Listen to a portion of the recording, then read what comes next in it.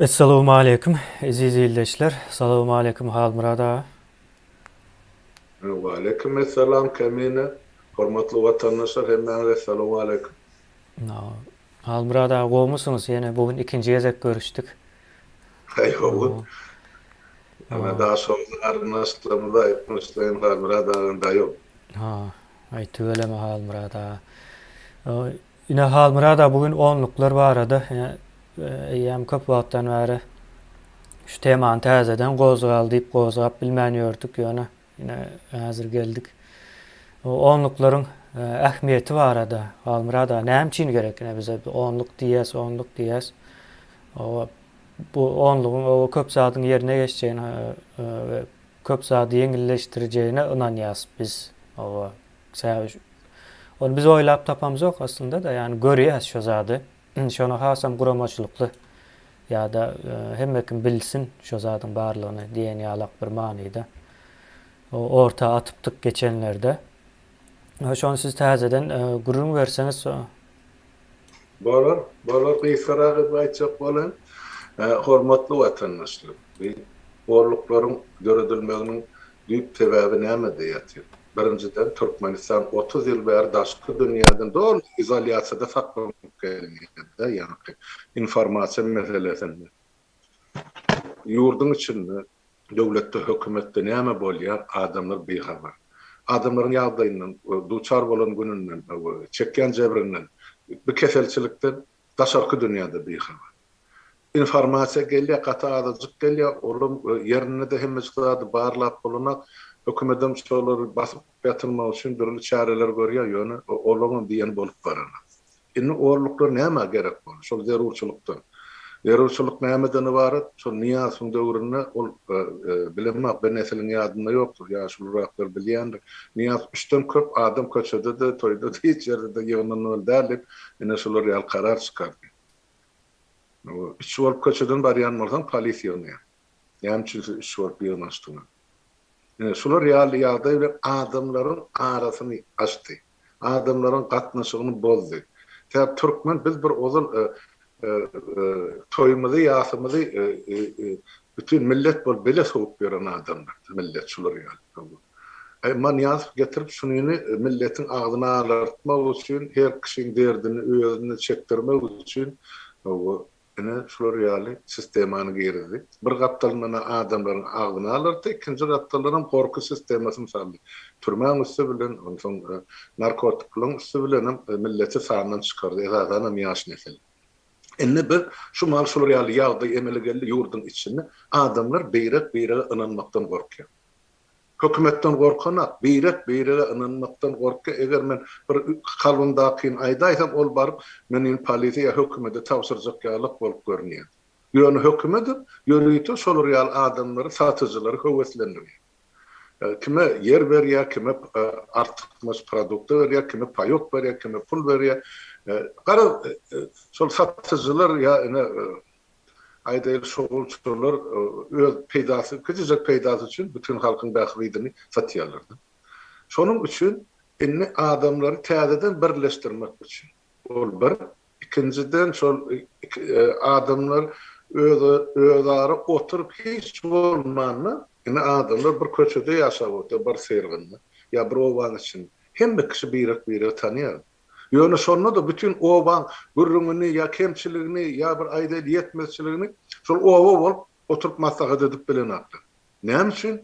Ene içinde bir ýeri bar hökümete sataýmasyn diýen pikir bilen. Şonuň üçin orlukları döretmeliýän netije geldi. Orluklar näme? Kimi meselem kemine beýrek inanýar. Ýene de gapdalmyzda bar, ondan ýanlamy şolar bilen ene pikir alyp başlaýarsa, owaň içinde näme bar? Näme düzeltmeli? Nähil edip bunu düzeltse boljak? Yani çıkarga tapmalı. Hökümetin ya prezidentin gurrun etmek gerekir. Hiç olmazsa oturun yerimizin şeýagindäki ve problemleri gozgap şoňun çıkargasyny tapyp bilsek, onda bizini ulu siýasatçy bolugymyz yerli maştapda ýa yerli meşgulda. Ine şol orluklar, ine bir orluk bar, iki orluk bar, bir owada 5-6 sany orluk görese millet sanyna garan. Ine bir gün bilmän galarlar. Şu obany, şu orlukların özlerinin dolandırmagy mümkinçiliginin, hakynyň, hukugynyň we güýjüniň gurbatynyň bardygyny. Ine şoň üçin adamlara güýç, kuwwat bermek üçin şu orluklar döredildi. Onu soňam ol bir günlük ya bir çärelik döredilýän orluklarda ol gelecekde de işläp durmaly. Elmida Enaýda ene bir obada arçyl saýlanmaly. Ene şoňky emani aýtsak, wezipany aýtsak arçyl. Arçyl gelmem aşgabatdan adamla verilemeli. Ya welaýetden ya etrapdan ýok. Şol oban öz adamlar haýsyn makul bolsa, aýdy goýuna jaý bolsa, kim halkyň awraýyndan peýdalanýan bolsa şol adamy arçyl bolmaly. Ine şol zatlar orluklar öz aralaryny ine maslahat edip çykaryp teklip edip hem saýlap ses berip saýlap bilýär. Ol arçylly mesele. Yerli geňeşler var. Yerli geňeşlere ine saýlanjak adamlar var. Olara menes orluklar öz aralaryny özleri teklip eddi. Şol adam goýsak ine meselem geňeşde ine biziň bähbidimiz ýa yerli bize gerekli kanunlary, yerli kanunlar üstüne işläp biljek ya, şonu kabul etjek, şoň esasynda da biziň durmuşymyz düzeljek ýa gowlaşjak diýen niýet bilen saýlap biljek. Bu iki. Yine orluklarını etmeli iş. Üçüncüden yukarı işler var da. Yani kaydıyla parlamento saylanmak Türkmenistan. Onun orlukları öz aralarını maslahat ediyorlar. Kim var bizim etrafımızda?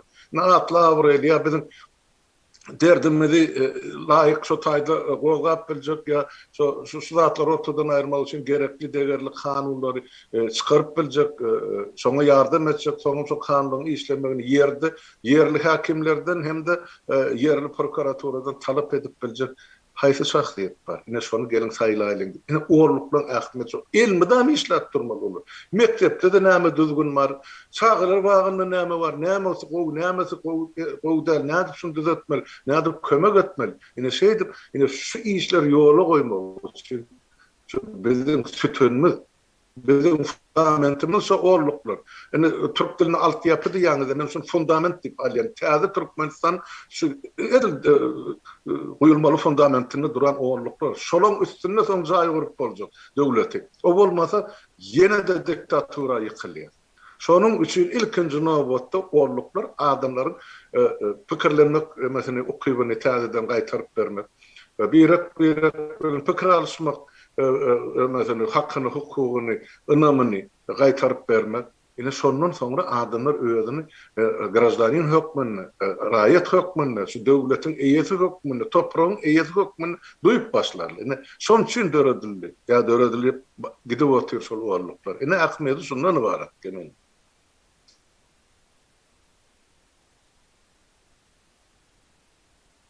Estilen aksesin yapıp kemine. Ha, bağışlarsınız Almurad ağa. Şu at gelýär dämi? Awa gelýär. O ine yankı aydan zatlarınızın içinde bir neme gat ünsüm çekti de indi siyasi bir hereket nemesinde hükmünde de onluklar deyip aýtdyňyz bir taraptanam. O ine şu taý gaty möhümdir. Ine protest etmek gaty çylşyrymlydyr ýurdun daşynda. Näme üçin diýilende iki ýurdun arasyndaky siyasi aragatnaşyk bar. O biz o protest etmäne niýetlenenimizden öňden bäri bar.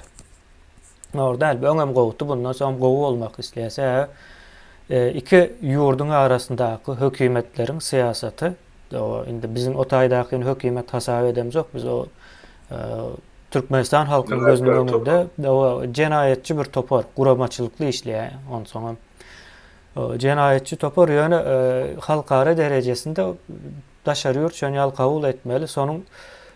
Şonuň netijesinde de yani iki ýurt nemetmeýe gollamaly, mejbur, dosiýalyk bir neme prinsip öredýärler. Bunu ýumşak edip aýdýan aslında o bu zada meniň gaty gaharmam gelýär Almurad ağa. Ýöne ýumşak edip aýtmaly bu zatlary gaharyn gelse de diýip düşünýän mene. Neticede şu protest etmek meselesi yurdun daşında yine Avrupa ve Amerika ýaly ýurtlaryň daşyndaky ýurtlarda gaty kyn. Bu gerek Orset olsun gerek Türkiye olsun. Türkiye diye benim döwlet derejesinde o Türkmenistan'dan aram gowy diye şonuň üçin men o tarapdanam geçip bilemok, bundanam geçip bilemok diye öňüne geçýärler. Bu bizim o protest edip bilme mümkinçiligimizi demedi ya gys kaldy ya. Indi näme etmeli? Yine biz şu demeni gördük de halk o öz arasında gürleşip o havarlaşıp şu zatların maslahatını edip gelýän ekene. Bize medyası o belki köpçülüğe medyası o neticede näme bolýar? Bunun adyny goýmaly bolýar. Onluk yani 10 adamdan kän geçen ok şu toparlar. 3 olanlar var, 5 olanlar var, 7-8 olanlar var. En köp 10'a çelli gidip bilýär we 10'a çelli gitse bir neticeli iş görkezip bilýäni gördük. Hem ansat toplan düşünşmekler hem ansat aralarında. Bularım köplenç garyndaşlar ýa-da ýakyn dostýarlaryň arasında gurulýan eken onu gördük biz. Ve şu zadyň bu guramaçylykly we ady goýulan hökmünde dowam etmegini isleýäs. Näme üçin gerek? Ine bu taýa geleli. Halmurad aga siz aýdyp berdiňiz. Türkmenistanyň içindäki roluny çelli, ähmiýetine çelli aýtdyňyz. Ýöne ine ýakyn wagtlarda birden hereket etmeli boldy. Aýdaly ertir turduk o herekete geçmeli. Onsoň halk o nädip herekete geçecek? Kim näme komandany bermeli? O nädip bolmaly? Diýilen soraw döremez ýaly bu gizlin bir mehanizmdir. Yani öz özüne işledýän bir mehanizmdir. Sen onluklar döredenden soň diýmek adamlar öz aralarında ulalaşyp näme ynanşyp bilýän ekenler. O ynanşyp bilýän bolsalaram ine herekete geçmeli diýip aýdylan ýagdaýynda bir söz yeterli bolýar. Ondan soň köpçülikleýin köçäge çykmaly bolsa köçäge çykylýar, hereket etmeli bolsa hereket edilýär. Ine bu zadam vatandaşlarymyzyň boyuna düşen iň uly näme borçlardan biri. Ine näme hereket edilýär? Uly herekete taýýarlyk. Ine uly herekete şunuň ýalyk bir iç kısma bir taýýarlyk diýip aýtjak ben. Mesela ildeşlerimizin köpüsü döredipdir o garaşýarlar. Yani döretmeýän bölekler bar. Bunu hökmen suratda döretmeli. Mesela bu vatan neticede halka gerek. Yine halk eýe çykmasa şunu ýankyýaly guramaçylykly jenaýatçy toparlar eýe çykýar. Bilýärse biz bunu açyr soğdan bäri gelýär şu wagt Gurban Ulaçelli geçti. Sahnanyň arkasyndaky şahyslar entegem üýtgän ok. Bunu biz bilýäs. Halkam bilýän bir ýyldan bäri. Şu zatlaryň öňüne nädip geçeriz? Köpçülikleýin o bir hereket. Yani bir maksada hereket. Yani herekete geçilecek. Ondan soň täze Türkmenistanyň wagtlanýy hökümeti guruljak. Ondan soň gurucu meclis guruljak. O taýda Türkmenistanyň o täzeden gurulanlygy elan ediljek. Ondan soň o saylawa gidiljek. Saylawda galyjy hökümet saylanjak. Yani onun içinde premier minister saylajak. Premier minister öz hökümetini döretjek. Yani gepin gysgasy hökümet saylawy diýilende şol. Bir özüniň aýratyn kabinetini döretjek. Ondan soň beýleki partiýa gurmak isleýänler partiýalaryny gurar, gurup ýetişenler, gurup ýetişmeýänler hem soňky saylawlara o gatnaşyp biljek derejede taýýarlyklaryny görerler. Şonuň ýaly nemeleriň taýýarlygydyr bu. Ýöne şol hökümetleriň gurulmagy, saylawlaryň geçirilmegi üçin şu onluklar gaty möhüm yani bunu iň ýokary derejede bir söz bar bolsa bunu aýtmak üçin o şo sözü ulanyrtym ýöne meniň dilimem o garyp dili Halmurad aga. Beterim garyp dildin aýdyp berme. Ya umuman şu onluklar o gaty möhüm. Soň protestler barada aýtmak isleýän. Protestler ildeşler protest etmek aýdaly bir mecliste hökümet ýa-da näme tarapyndan alynan bir karar bardyr. Şo karary hakynda halkyň bir bölegi garşy gelýändir. Olar ýene şol karary protest edýändirler.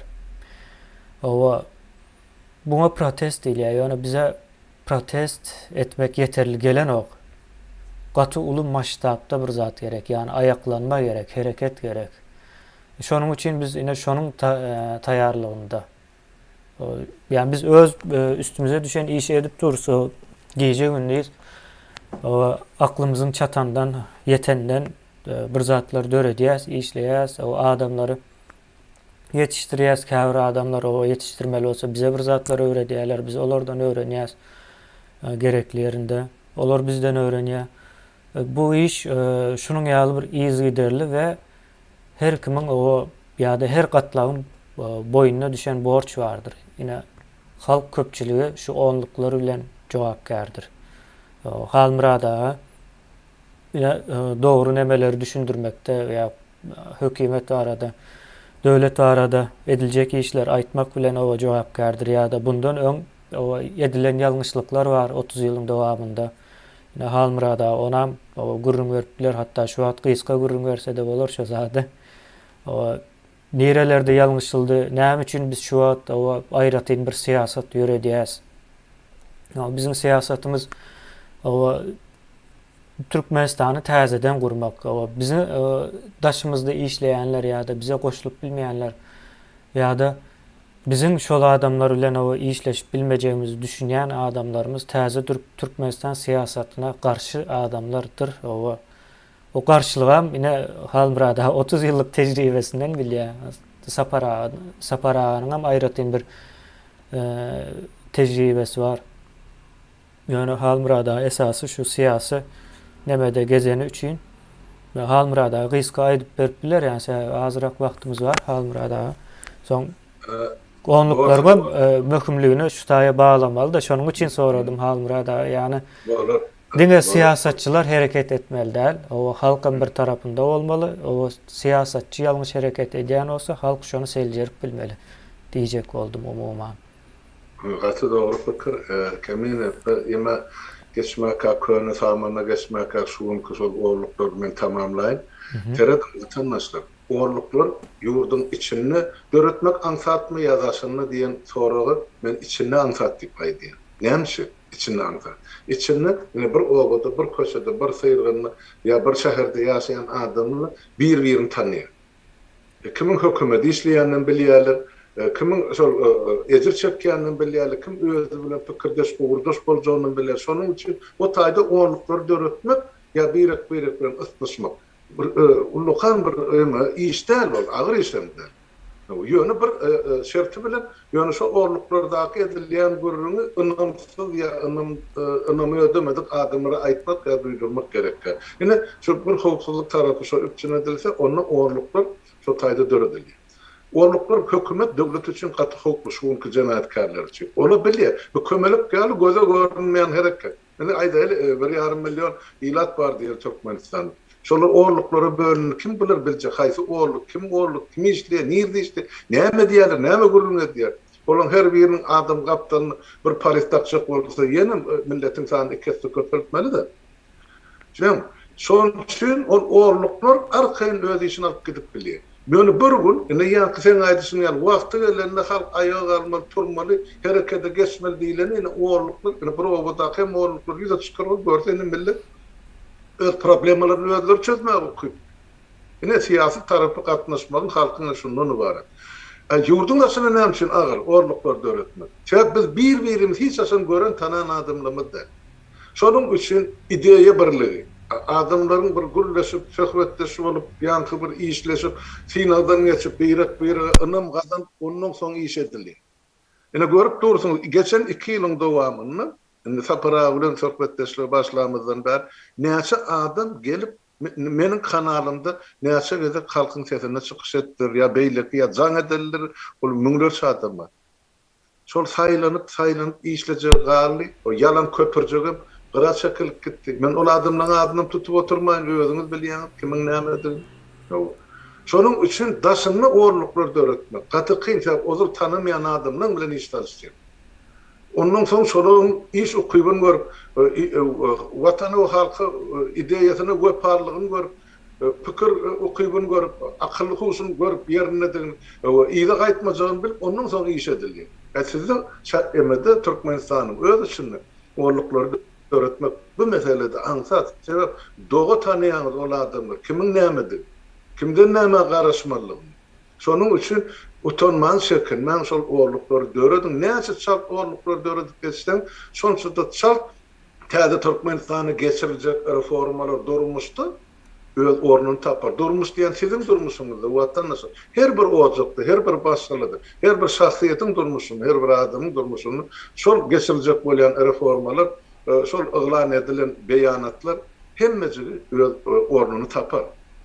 Onun bir gizap oturumda etçek bolyan işleminin hemmeci hana yaşlar çıkarıp mailname görünüşünde koydular, programa görünüşünde çıkarıp durlar. O ýeňseden edilen zat ýok. Bir aýdylmaýan zat, şu hemme etçek bolyan işimiz biz ekrana çıkarıp durumda, ol aňarky düşmanım ondan soň biziň garşymyzda işläp başlaýar.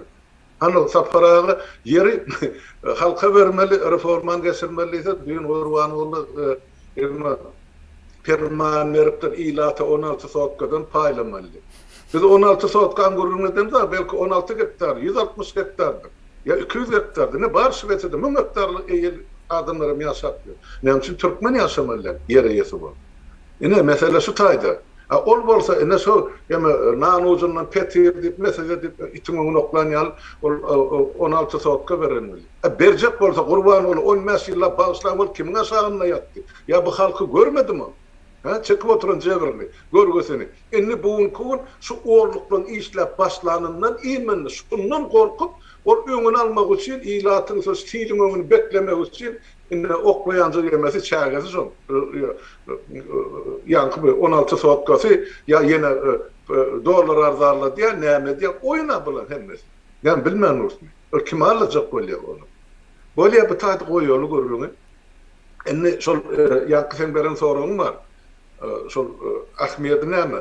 Geçen durmuşun tecrübesini gördük 30 ýyllar watandaşlar ben onu çögerek aýtdym. Şu birleşmen netijesini halk ene bedewat bolup galyr. Eger birleşmen bir topar ene şuň kunýan işläp şu gerek kanunlary, kadalar şolaryň taslamasyny düzüp halka hödürläp ýemedip düşündürüş işler geçirilen bolsa iýdi giderli. Onu biz bu ýyllara asla yetmezdi. Niýazyň izinden ýarym ýyla ýetirmän alyrdyk onu. Ýöne görýäňiz bular başda beýrekden şu prezident körükdiýini şu wezifany kyssanlar. Yüzüne gülüp bakıp bir-biriniň ýeňsesinden pıça vurdular. Näme üçin o bolmaly prezident, näme üçin men bolmaly? Näme üçin o ýerlikli adam prezident bolmaly, näme üçin bu ýerlikli bolmaly? Şu tribalizmi tira parada soktular. Bu gelecekki prezidentlerin hemmesi ahırlı bolmaly bir ýerde turarlarym bar için. Men efendim. Onun ne Türkmenistan düzeltmeli. Bolmadı. 3 vezet birip, 3 vezet dağıdık, yani dargatdı şol hökümet. İçimizde öyle adamlar olmuştur. Kaptanımızdan koyup, yengemizden depip. Yine bolun iş. Şonu 4. vezet qaytalamağı hiç kimi yol berjek gel, özüm edirik gel. Zaparağı da sol tarafta. Ömrümüz, yine eğer ömrü koyup gitti. Eğer bolyan varsa ne için biz yurdumuzun içinde işler, öz halkımız bilir, abede cüybe bol, çağda Türkmenistan kurmalılar. Gururduğum şonu, ederdiğim. Kredik görün 90-njy ýyl halk öz ýeriniň suwunyna ýetip bolmasa, geçen 26 ýylyň dowamyny ne derejelere ýetirdi? Ne görümiz var biziň Şüweçde ýa-da döwletde? Kime gerek öz ata watanynyň edizat bar? Ýok elbetde. Ýöne olar hani köküni paltyrdylar bütün Türkmen halkynyň, dini biziň däl. Bütün halkın köküni paltyrdylar. Ine gelejegimiz gömülüge ýatdy. Innem şuň hemmäňiz görüp oturdy. Şol ähmiýet şoň üçin biz birleşelim. Yok men elbidamaýdyk gelin. Bir uğra taraf. Her bilýän jaňyzy edindi. Ana öňümizdäki düşman ana şol jemaatga topar. Nähir şonu täsir edip bilýän bolsaň, nähir şonu tahtdan düşürüp bilýän bolsaň, hakimiýetden daşlandyryp bilýän bolsaň, ýetiberin. Bizim özümüze laýyk adamlar bilen pikirdeş adamlar bilen kime ynam bilýän bolsak, ine şolar bilen edi bu. Ynam gerek. Taparan bir söz var, benim Türkçäni öwrenip gitdim. Nem samimiýetde. Şo bolmasa, onu boluna hiç bir iş vatandaşlar. Bir ınam bolmasa, hiç bir işin başına barmak gerek gel. Ol eýer işin bolmajagydyr. O doğun çağan öyle doğuracak bolup, näme gerek 9 aýlap göwreli gelmek. Biziň kim şol, biz şonu etjek gel. Ýetibersin kim näme bilýän bolsa. Ýöne birinin üstüne pitçin atıp, birini garalap, özün ak yüzü görkezip, o kime gerek? Bizim hemmemize bahany barymyzda halk bersin dip aýdym otyrum. Geçelim hemmemiz illüstrasydyr. Kim halka, döwlete, millete, hökümete garşy hereket edip, näme edipdir? Kimin emlägini ýipdir? Bersin jogam kim bolunur? Hemmemiz şo elekden geçerilip aýdyp otyrum, bundan nasıl näme gerek ýapylar? Ýöne gerekler düşnükli. Şu adamların şu ideýasyny başa bardyrmajak bolýar. Ozal diýdiler, ine Halmurat bilen Sapar ikisi ine hakimiyeti öz aralarında paylaşıp kökmeri varlık etjek. Inni ýaşlar çykyp orta goýumyzda inni näme bakanymyz diýe. Çıkarsın özleri. Onun oňuşy bilmeýän zady öz aralaryny ine 2 ýyl bäri bir ılalaşy berip bilen atdy. Öz aralaryna bir adam şekilli bir diskussiýa gidip bilen atdy. Pikir azatlygy ýok. Birek dinläp bilen atdy. Ýene de bizi gelin şu takdir bizi çagyrar. Näme üçin biz barmaly? Näme esasyny? Ya näme hasabyny? Ya näme maksat bilen barmaly biz? Şu içine hele bulalarım geldi, ben şundan sonra bulalarım söýüşdi diýdirmek üçin. Yok gerek. Bizim uğrumuz birde, siyasi tarafımızın birde. Vatandaşlar yine bir gede qaytaraydı. Bizim gözümüzde tutýanys parlament respublikasy, hökümet başlygynyň premier ministr öz hökümetiniň öz kabinetini düzüp beni işläp başlayıp parlamentden razylyk alýar. Olur häzir hem şol prezident kursuzy ýapyşyp otyr. Ondan şu real adamda bilen men näme esasyny birleşmeli, ýa-ni näme gurrun etmeli, men düşünüpdim. Men bilýän olam näme üçin geçjek bolýan. Biz ýöne oloýlary giýrende, goý olar edýän bolsa, hana halk bolýan bolsa hemmesi ýüşüp bir kurtuda ýakdy prezident bolup otursa, işimiz ýok. Hemme meseleni çözgüdi halka bagly. Bizim mukbarymyz halka bagly. Ýöne biz halk bilen işleşip otursa günlük, aýda oturup etjek işlemeli. Näme ýalňyşy bar? Esaslandyryn diýin, aýdyn argumenti goýun, fakt getirin. Arap maslahatlaşyp. Ýok, ýöne sizinki bolana, o nähik bolana. Onu siz bolýanyňyzy görkezin halky nämen bolýar? Şu biziň aýdanymyzy ogurlap, onuň ýarym ýalt edip çykaryp, öňe sürülen ideýany puza çykarjak bolýar. Başga hiç zat görelmek mende. Ine gysga çaýtsam şeýlik mi? Sağ olun Halmurada. Yine şu neme vardı, yani görünmeyen 30 yıldan beri halk aktif değildi şu işin içinde değildi. YouTube yoktu. Sapara aýdy şeýaly iň ağzından. Ondan soň şu zatlar görüp bilen okýany o zatları gören adamlar aýtmak o mecburiyetinde mi kendi pikir edýän. Şonuň üçin Halmurada size täzeden ýene soradım. Ine şol häzirki Gurban ulyny gollan adamlar häzir ekrana çykyp neme diýerler-de?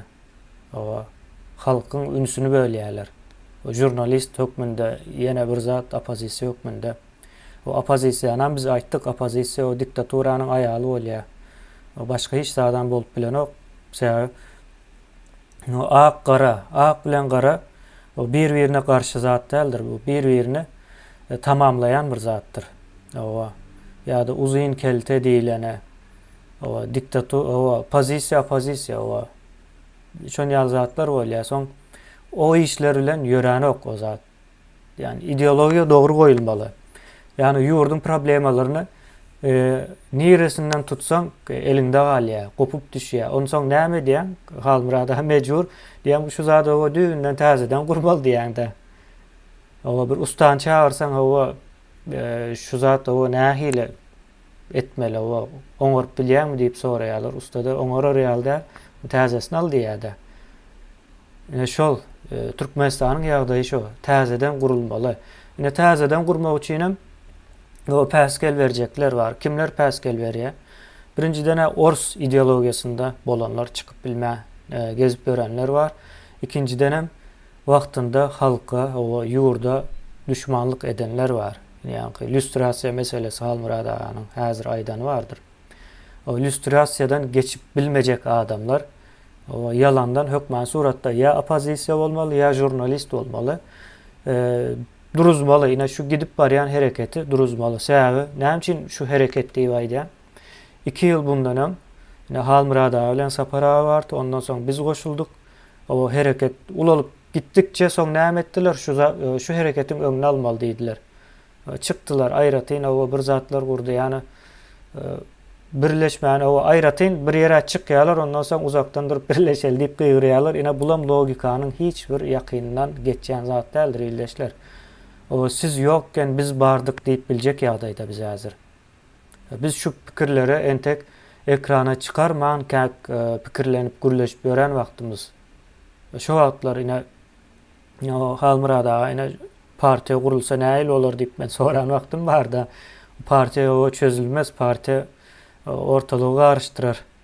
diýilen näme bar. Ondan soň pikirlenýär o Türkmenistanyň ýagdaýy ne çözmek üçin o partiýa ýetmeýän bolsa problemasy näme diýip sorap bilýär bir adam özüne. Ondan soň problemanyň çözüldüğünü gözleyen wagtyň ine iki sancak söz çykýar. O täze Türkmenistan. Başga hiç zat çykan yok yani. Şunun bilen çözüp bolýar. Täze Türkmenistanda nähil problemler yani esasy göze görünýän problemleri aýdyp geçeli Halmurada. Diktatura diýilen problemany çözýär. Diktatura diýen problemany çözenden soň diktator özü gidiyor. Diktator bolmaly däl, diktatura bolmasa bu bir. İkinciden halkyň bilimsizligini çözýär. Täze Türkmenistan. O halky bilimden uzak däl, o bilime ýakyn etjekdir. Bu bir. Üçüncüsü o halky nirede bolsa da gorajakdyr. Ya halkyna eýe çykjaktır. Yani bir döwlet bar bolsa, ol hökmän suratda halkyna eýe çykýar. Eger eýesiz bir halk bar bolsa, diýmek döwleti ýokdur. Buna ama unutmalıyın. Şu wagt 2 milyon halk ýurdun daşynda galyp, öleni ölen, galanı galan, aç bolup ýöräni kim, işsiz bolup ýöräni kim, kesel bolup ýörenler kimler. Şo zatlary görüp bilýän bolsaňyz, diýmek döwleti ýokdur. Bir sany Amerikanyň bir watandaşyny görkezin, ýa-da Angliýanyň, ýa-da Şwesiýanyň daşarlarda, o köçelerde galyp ýitip maskara bolup ýören. Yok diýmek olarda bolmayan olsa, bizde bolýan olsa bir problemi var. Onu görüp bilmeli. Yani täze Türkmenistan şo zatlary çözjekdir. Ondan soň sizin hususy eýeçiligiňize o näme etjekdir? Yani gorajakdyr. Yani sizin eger bir topragyňyz bar bolsa, bir iş ýeriňiz bar bolsa, fabrikiňiz bar bolsa, önüme öndürýän bolsaňyz şo zat sizinkidir. Sizinkidir, şo zat goralýandyr. Hiç kim sizin eliňizden alyp bilýän däldir. Ondan soň polis meseleleri yani hazır halkı en köp nemeden korkuzyan zatlar neme de şu güç ulancılar boljak däldir yani. Şonuň ýaly göze görünýän hazırky problemalary sanap berdik. Şolary çözjekdir. Göze görünmeýän hem milyonlarça problemi var Türkmenistanda. Yani o zatlar hem çözüljekdir. Nesip bolsa täze Türkmenistanyň maksady şoldur. Bizem nemedir? Çıkış etmezden ön pikir edin ýönekeje ýa-da egzamine girmezden ön näçe taýýarlyklar görülýändir. Işiň iň iç kysma ýeridir halmada. Kän egzamine girdik şamdan bilýän-de. Egzaminiň özem o 1 saatçyk sürýär, ýöne şo 1 saat üçin o 3 aylap, 3 ay 4 aylap taýýarlyk görýär. 1 saatçyk egzamin, ýöne biz giden o döwleti täzeden gurban gurun edýär. Şonuň üstünde işlenýär gaçyçylçyrymlydyr. Aýdylan zatlaryň köpüsi köp adama düşnükli bolman bilýär. Biz görüp durus dese. Ansat zat däl. Halkyň köp böyle bilimsiz galdy. Ýa-da iş, garypçylyk bilen o bilimini alyp bilmedi. Näme sebäbi bar yani şu zatlara o düşünmezliginiň sebäbi bar. Şonuň üçin şo zatlary göz öňünde tutup edýäs. Yani bu zatlara o etmek üçin hem halkyň iň gowy edip biljek, elinden geljek işi var, hereketi var, yani boyuna düşýän borcu var. Olam onluklary döretmekdir, yani şertdir bu yani. Sizin üçin, çağalaryňyz üçin, özüňiz üçindir, yani bizim üçin däl. Biz olmasak başga birler eder, yani bu etmeli wagty gelse bu işi. Hamra da men şonu aýtdym, aýdaýyn dedim. Karşı doğru kemin aydyan zatlı adamlarım dinlep otyr vatandaşlar. Şu edilýän çykyşlar, aýdylýan görüňler, bol akıl satmak üçin edilen apet ede bir düşünür işi bolup geçýän zatlar. İlk baştan biz bilmeli näme bolup geçýän. Ondan soň şoň çözüldüğünü gözlemeli. Biz çözüldüğünü gözläp bolup geçýän zata öňs bermesek ertesi gün ýene şu problemi bilen duçar bolursa ýa %100 bolursa. Şonuň üçin bu zatlary bilmek, netije çykarmak hukman zerurçuluk diýip hasap etýär. Wajibinde zerurçuluk. Şondan soň biz biraz herekete geçen ýagdaýymyzda ýalňyşymyz bolmady diýip aýtman, ýalňyşlaryň gatağa ýalňyş. Görüp dursunuz 30 ýylly ähli puwdany ýykdylar Türkmenistan. Abad zat ýok ýurdun içinde. Sadık'taki enekesinden başlap şu prezident vazifesini basıp alan adıma hemmeziklat korrupsiya bulaşan para peşkeş dine alım berim o tayda kanun işlenen hiç bir yerde ya bir hiç bir kurulmadı. Ondan şu zatlar bir täzeden norlan başlayacak bolsa biz halk bol şu zatları özümüz tayyar bolmaly. Şu zatlar biz isleýärmi? Şu zatlar biz etmekçimi? Etmekçi bolsak onu biz özümüz nädip gatnaşmaly, näme etmeliýän soraw bar. Ine şoňa da şuň jogabyny berip otur. Ýene bir gede. Öz etmeli işlem. Isnysyn beýrak bilen. Bar problemlaryň gurrun nedin öz araňyzda. Ondan şu tadı çözgüdü nahil vardı. Şun pikir nedir? Şun tapağınızdan soň siz eýýän weli, özüni tanan weli diýär türkmen. Iň akyllar adam biri weli özüni bilseňe etjek işin bilir. Şonu bilmän hiç bir işin golaýyna baranyň peýdasy ýokdur. Netije ýok. Sen ýa bir zat aýtyp geçdiňde ene şu halkymyz 30 ýylly ilymsyz, bilimsiz kör goýdular. O ýörüte edilen ol zulüm. Halkda günah ýok. Men halkymyz şu meselede asla günahkarlar.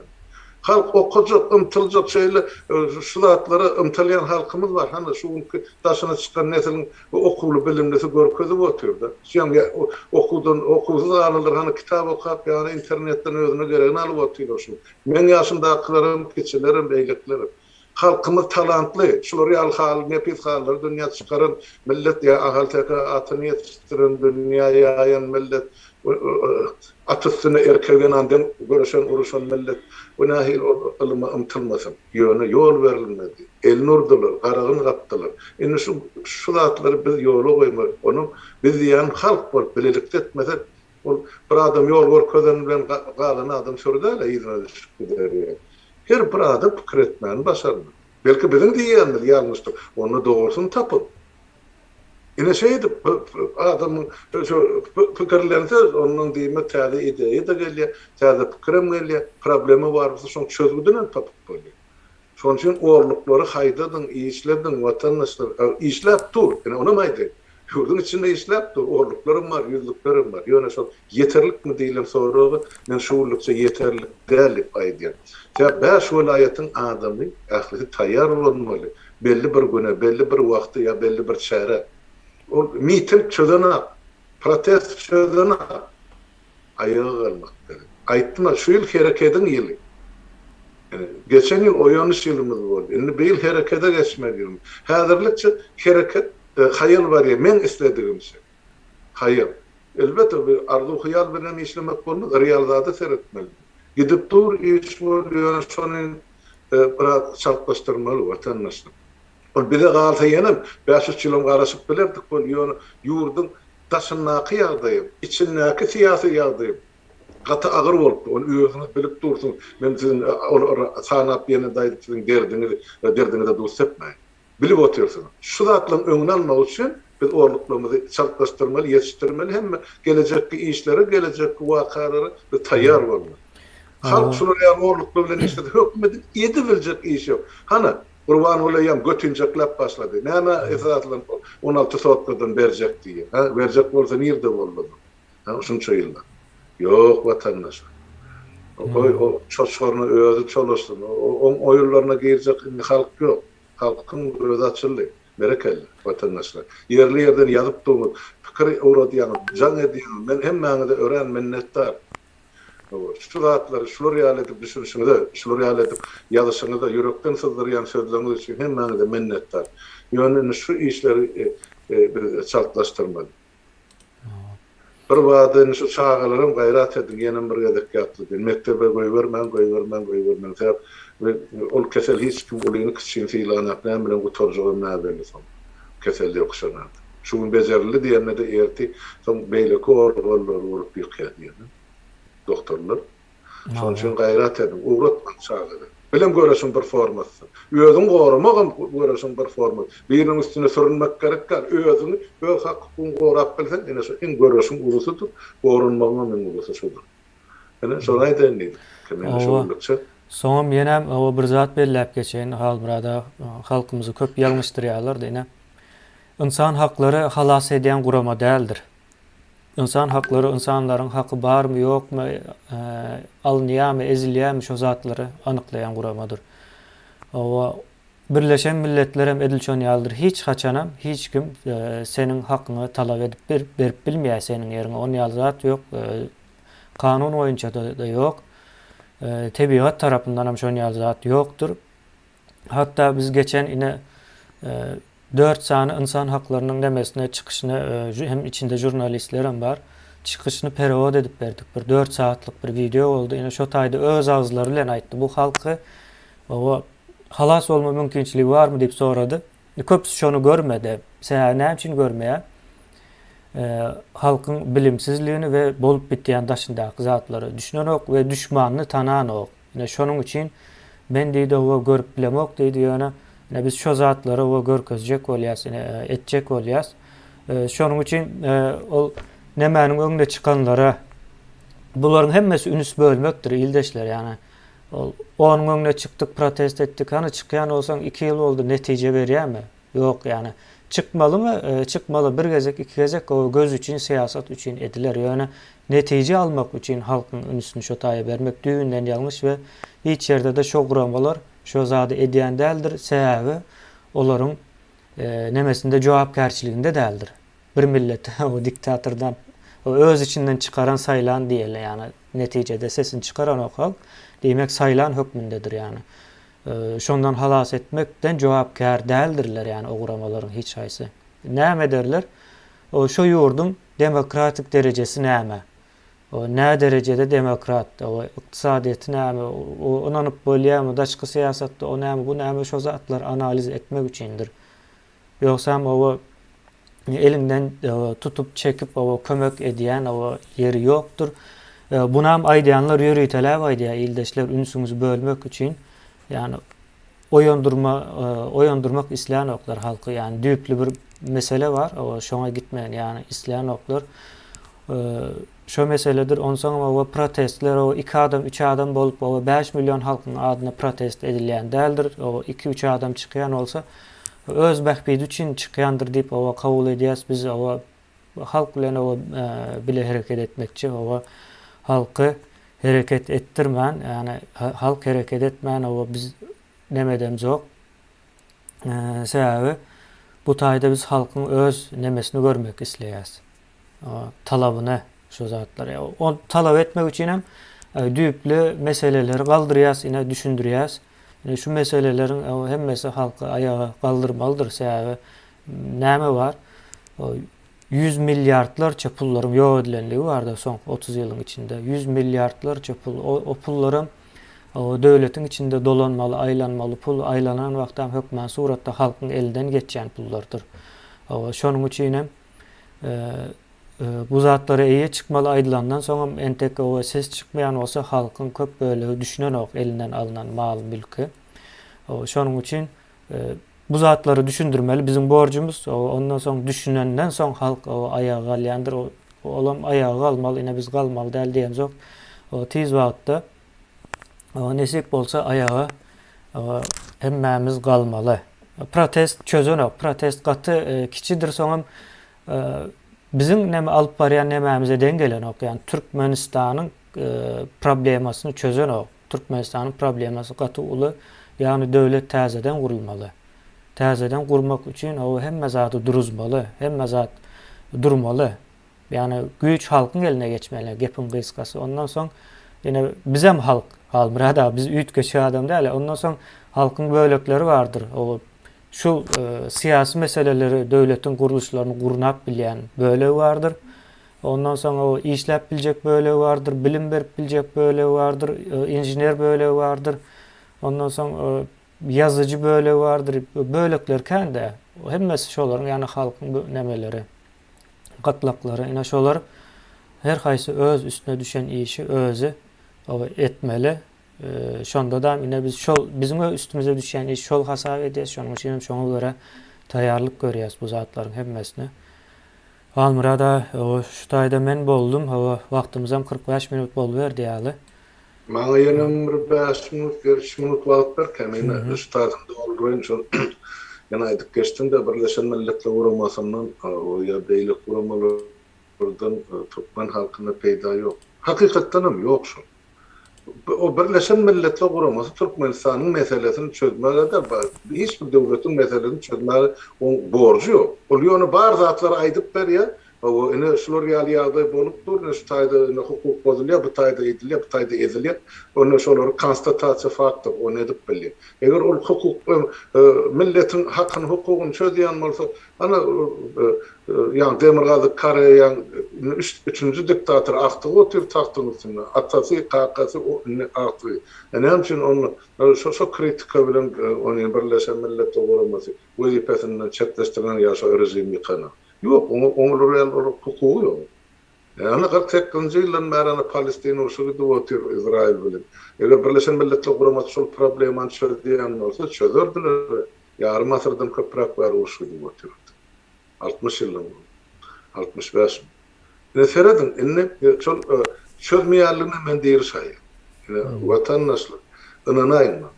Ta 2007-nji ýylyň fevral aýyna çeldi. Men şu bir ýerde Ýewropa meşwerinde Türkmenistanyň meselesi galdyrylan islenlik halkara konferensiýalarda, halkara gurumlar. Şol sany Birleşen Milletler Guramasynyň öňünde, tribunasynyň içinde, zally daşynda da ele plakat. Zally şol Türkmenistan hökümetini garalawjy bolup 54 döwletiň öňünde çykyş etdim. Şu rejimiň halkyň garşysyna işleýärligi usuly.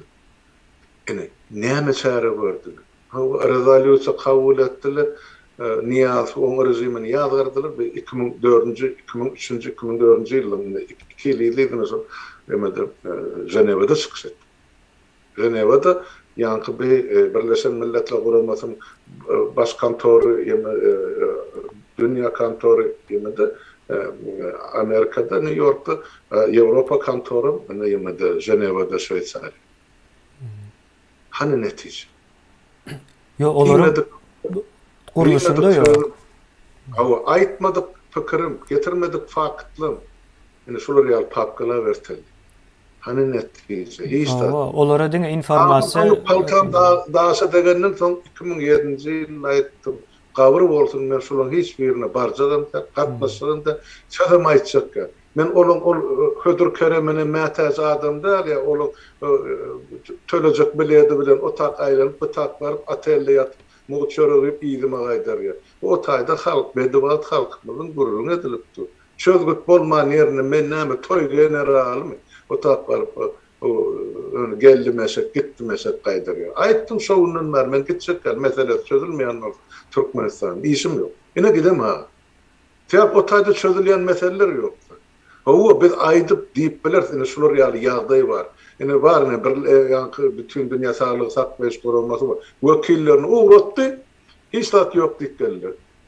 Şol ýalanmy? Ene onu kritik etmeli, onu aýtmaly, onu çykarmaly. Ene siziň işleriniz ýa pula satyldy, ýa wezipe, ýa ýene bir zat. Näme üçin olaryň sabyna görä çözmediler. Biz olar utanryp biler. Ýöne biz olar istenka söýäp atyp bilmerseniz şu zatları görmediňizmi ýa kör bolýarlar bolýar. Borjak da aýtmaly, etmeli watandaşlyk. Şoň üçin näme protest edýän bolsa, näme garşylyk görkezýän bolsa, näme nägililigimiz bar bolsa, ýurdun içi näki şol jenaýatkar topar, şola bilen de çözülüşmeli. Onum halk bol. Hemme ýerde maňa aýdylyk gelen 30 ýyldan aýma. Şo hemme zat halkyňyza bagly. Eger de halkyňyz islemese, olýa bir aý ýetmän aýrylýar. Diýmek şolar oturan bolsa, diýmek halkyňyz isleýän şol ýaly adam bolmaly. Gidin de halkyňyz bilen görüşüň diýip. Biziň edilecek işimiz ýok. Ýüzüme aýtdylar. Näçe ýerde. Ondan soňra men nädip gurulmalary bar, näme gurulun näde? Çözülmejek ýerde näme görünmän? Ene şoň üçin meni otyn bu ýatsyn. Näme diýenden baş? Soňam olaryň çözme hukugy ýok-da, Halmurad aý. Şonu ýalňyş düşündirýärler halka. Olaryň çözme hukugy ýok. Çözme hukugy bolsa halkara krizis çykar dünýäde. O onuň işine garşy, bu bunuň işine garşy gatylar goşular. O şonuň üçin maslahat berici güýçleri bar, olam maslahat berýär, şunu diýdim, şu bolundan şunu çeýdim, meni beýdim diýip. Istese de islemese edene. Näme üçin şu haram rejim 30 ýyl bäri halkara gyzyl ýarym aý jemgyýetiň wekillerini Türkmenistana salynak türmeleri barlama. 30 ýyl. Diýip dilimi sıpırly halkara guramalarym şonu talap edýär. Hani sallymy Niýazow ýa Gurban bol ýurdun içine. Nira yitirim boldy onunlar sadım türmelerde. Ho vatandaşlar onu halk etmese, halk düzeltmese, hiçbir devlet etmeye sonra düşünün. Ağlasak gözümüzü yanlık bilen süpürmeli. Bize getirip o elyalık verecek devlet ya millet yok ya kuramı. Ne size değerlen doğru haber değil şey Türkmen'in men size sonaydı. Özümüz yine de öz canımda ağrım sarıp etmedi hiç de düzelmiyor sotay. Nawa Halmurad ağa. Şuday bollam edele, o kan uzak olmasın. Böyle sonra var mı bize ya yok mu? Soru yok Halmurad ağa, edil soru yok. Men okap durun yani komentaryalar bugün gatykan yazıldı. İldeşlerimiz öz pikirlerini ayttılar. Sağ olsun. Yanılmazlar. Beret Aa. elle atılmalar. Netice çıkarım vatandaş. Hemmemizin derdimiz. Onu hemmemiz alat etmesek vatan ellerine edip bari. Bu hareket yani bu ayağa kalma bolmaly protest kiçijek bir zattır. Protest kiçi meseleler çözýändir. Onu soň çözmänen bilýändir. Yani ayaklanma diýilen zat hemme problemalar çözýändir. Kökü bilen çözýändir. Ine biz şo zada nem etmeli? Ine onluklaryňa maksady şoldur. Uludan hareket etmek isleyen olsak onluklary döretmeli. Onluklar soň birleşip milyonluklara çelli gidecek de. Milyon olsa sanımız o 4 milyon 5 milyon olayan olsa şonça derece çıkmalı şol neme. Ondan köpelmeli. Halmurad ağa onda sağ olun. Bugün benim bilen çıkış edeniz için. Senem sağ ol. Aydan pikirlerin üçin vatandaşlar dedim okan görün koment yazın ya özünüzde netice çıkarın. Yani harekete geçmen vakti yetti. Gayret edin. Şu orlukları yattan çıkarma, bırakın şu çağrıları mektebe vermek. Yine benim sizden yetecek. İki hayışım şundan var. Sağ olun. Hem ben de sağ olun. Sağ olun Hildi.